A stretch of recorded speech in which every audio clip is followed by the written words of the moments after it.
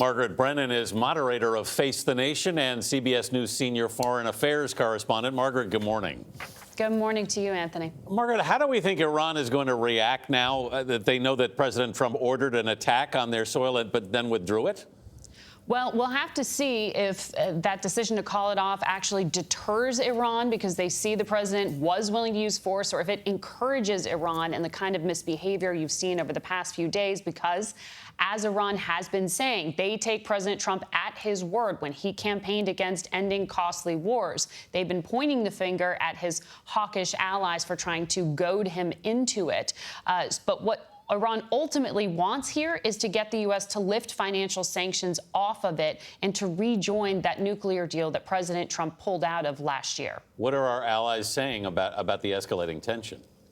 Well, all of our European allies are very concerned that any kind of strike could spiral into something else. They are also very concerned about trying to keep that deal to keep Iran's nuclear program under wraps in place. By next Thursday, Iran says that they will breach some limits on the amount of enriched uranium that they are producing, essentially restart its nuclear program.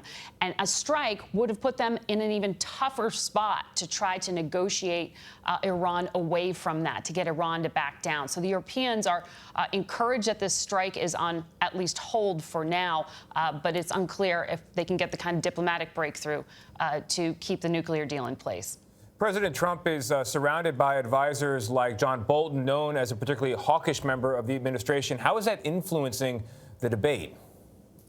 Well, it's interesting that the president defied the more hawkish push and advice of some of his advisors on this particular instance. But certainly the contributing factors, all the things that President Trump says he wants to do, like restart direct talks with Iran, are made more difficult when things are carried out like harsh rhetoric from some of his advisors, more sanctions being put on Iran. That kind of maximalist position of do what the U.S. is telling you to do or else has not paid off with Iran. And Iran's top diplomat would tell you that. Any opening for diplomacy that you can see, Margaret?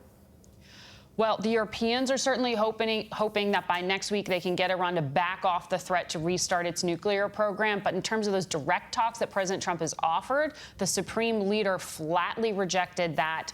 The only offer at this point Iran has made is to have limited conversations about a prisoner exchange. And so far, that hasn't been received well by the administration. All right, Margaret Brennan. Thanks, Margaret.